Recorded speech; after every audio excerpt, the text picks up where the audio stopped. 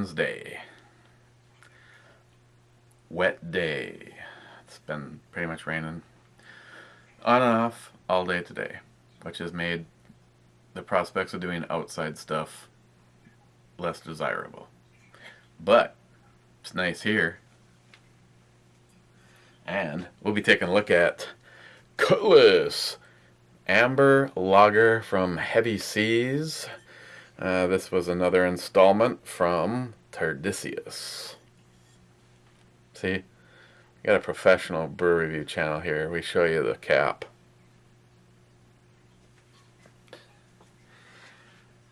What should we open this with? Seems like everything has gotten moved. I know this shouldn't be overly complicated, but where's the charging handle? Huh? Well, let's have to use the Enterprise.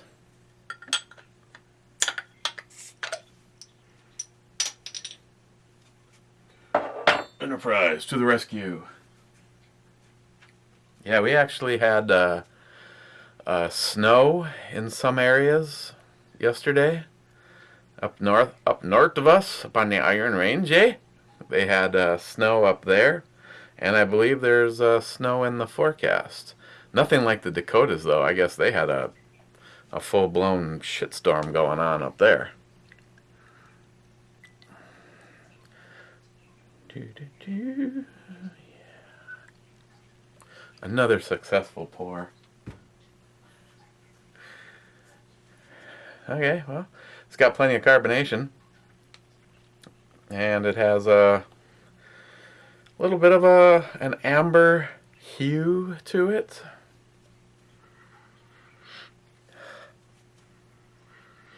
Smells a lot like some of the Oktoberfest beers. So, basically it smells like beer. Sorry I didn't get a brew review up yesterday. We had stuff going on. Stuff. What the hell did I do yesterday? Oh yeah.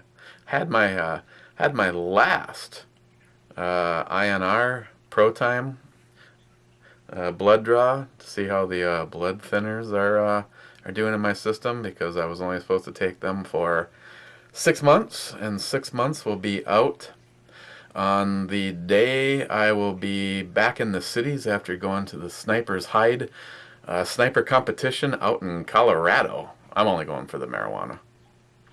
Be interesting to see how many people I possibly might know that might be out there. I mean, other than John Huber and Gary from Huber Concepts, I don't know anybody else that's going, but it should be pretty interesting. I hope the weather's really nice. Long range competition shooting. Cheers, guys.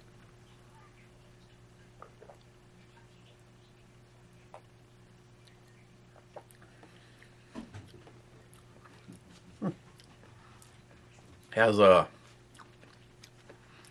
kind of a buttery. Hi. Kind of a buttery, almost roasted caramel to it. Hey, good job. You didn't fall down the stairs.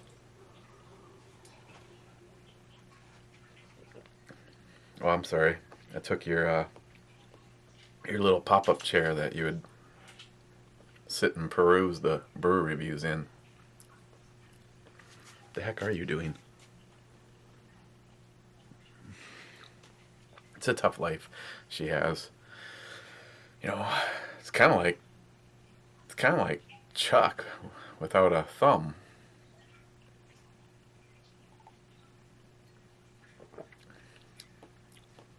Little bit of like a citrus, you know, that where you really can't tell if it's citrus or excessive carbonation, but just a little bit of a juice up front there.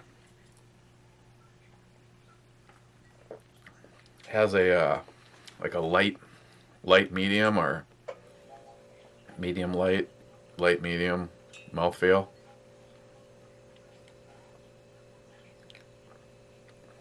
A little bit of a bitter spot towards the end, and that just kind of hangs with you all the way to the end.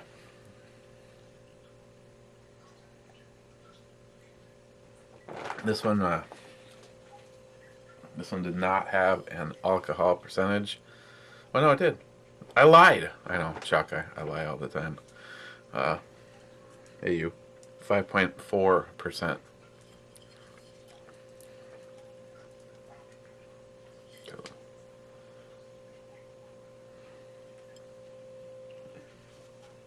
Yeah, I know you're pissed because I took your chair, right?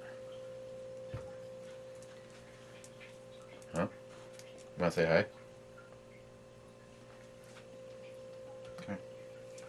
Come here. I know how much you'd love to be held. Ah! There you go. There you go. Say hi. Say hi, everybody. How's it going? Oh, you knucklehead. Are you a good girl? Are you a good girl? Want a greenie? Okay, you're gonna have to wait till the brew review's over. Yes. Want to try some of this? Yeah. Lick your lips.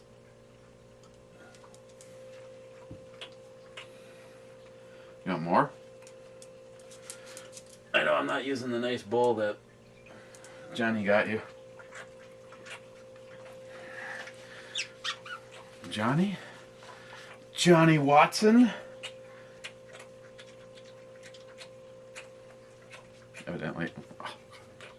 Evidently, you like that? Yeah. Oh, and that's for dumbass over at the Armory channel. He was going on and on today about how great Corona was. And I sent him a picture that I actually sent to Paul. So I re-picted it. Sent Paul a Hazmat 440 picture of me out at the grill yesterday cooking up some chicken with a Rolling Rock. And Pete says, "That's shit beer. You should just stick with Corona." I'm just like, I mean, I don't know. I'm not saying there's anything wrong with Corona. You know, back before I, knew anything about beer, I've been known to. I mean, I'd lick the glass if you know what I'm saying.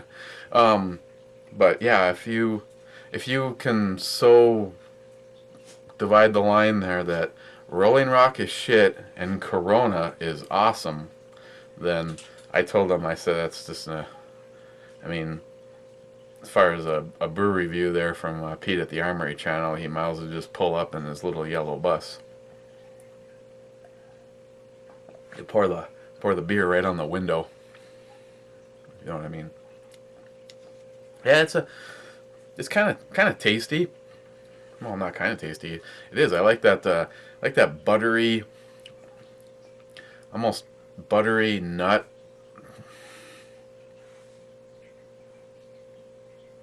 Speaking of a buttery nut, Heffy 67. What the hell? Have you been working like around the clock? Everybody's worried about you, man.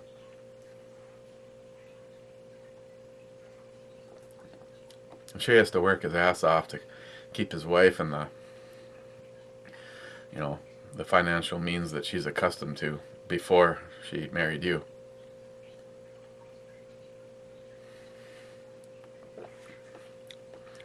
Little charge at the beginning. That buttery nut caramel kind of beginning. A little bit of a dry or kind of a bitter spot.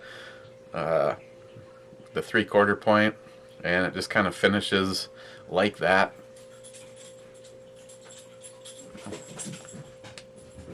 That would be the Sambomatic.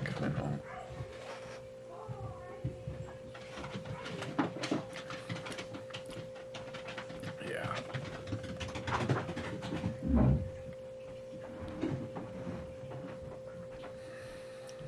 At least you said hi to the dog.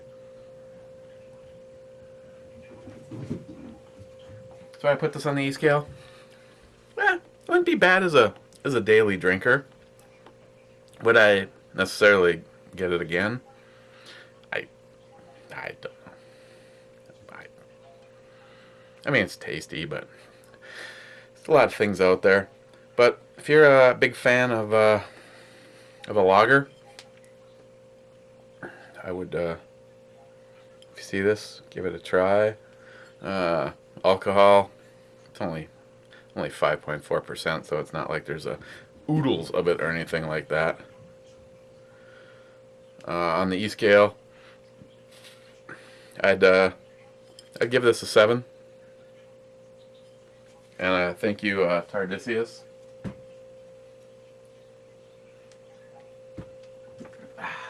Next up, why don't we why don't we look at this Bengali? Oh, I'm gonna look at it. Holy Moses White Ale from Great Lakes Brewing, another one that was in the summer sampler. And I know they always put their information on it because they're an awesome brewery.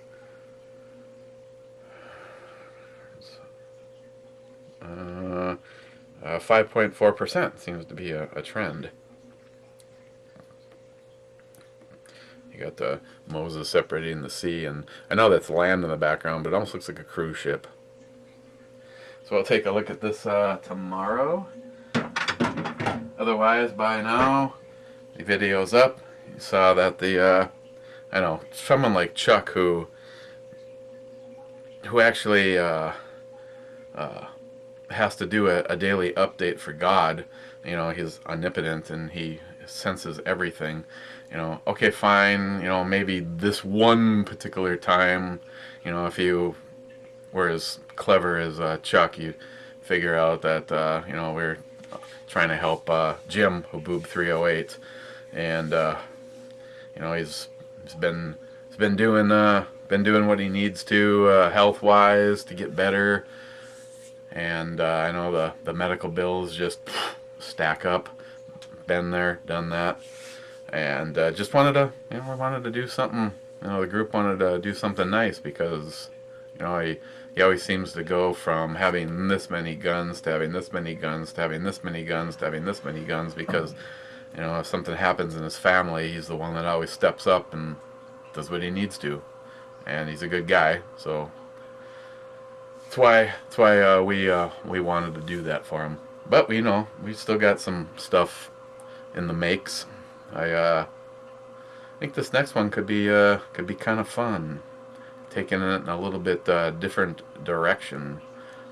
Maybe not the firearm, but the requirements to win such firearm. So. Okay, politically,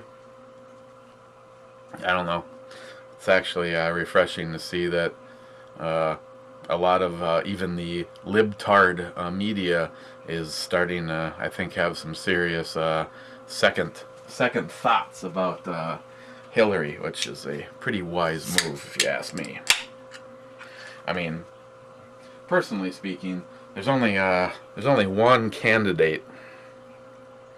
Only one candidate officially in the running that I believe speaks for a majority of us. And that would be that guy.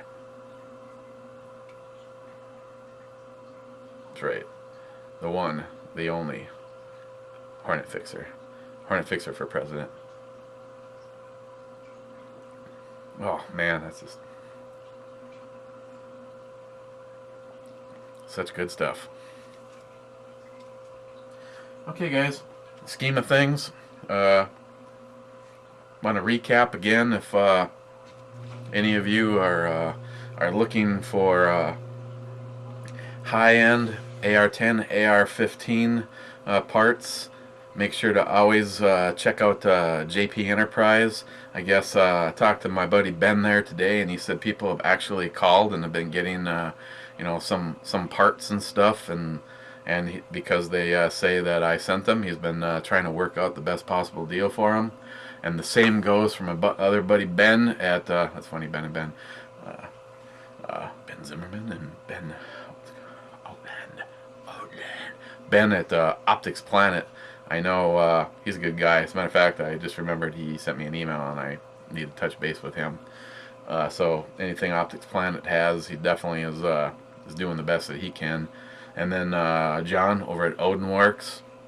John's a great guy, and I know for a fact that he's worked a bunch of deals with a few of you already. So good stuff though.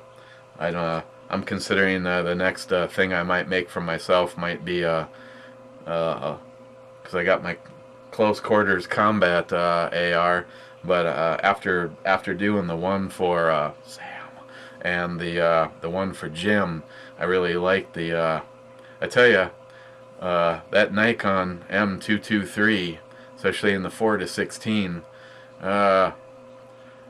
in the scheme of things, an inexpensive scope. I realize if you're putting, comparing it with other things in that class, it's probably mid to upper range. But after the scope that I put on the JP, I could have four of the M223s, and I'm thinking of actually going that route. Could have also gone with the M308, but I didn't. What I like about those scopes is the bullet drop compensator in the reticle is actually specifically matched to the platform for what you buy it. If you get an M223, it's set up for the ballistics of a 223 5.56 gun. If you get the M308, it's set up for the ballistics of the 308. But it's the glass, man. It's the glass for well, he said he'd work out the same kind of deal with you. I think I got like $50 off on the scope, and he threw the M223 mount in on both of them. Same price and same deal with that mount in for nothing. I can't leave her mount. So always remember, if you're looking for any particular parts, check with those guys first, because I don't know, good stuff. The Odinworks, John over at Odinworks. I might actually see about doing a complete build using as much of Odinworks stuff as possible. So, okay, and again, regardless of what I told Pete earlier, I all of a sudden I could actually go for a Corona right now. So I'm gonna go drink this Bengali, and we will see you guys hopefully tomorrow. Cheers, guys.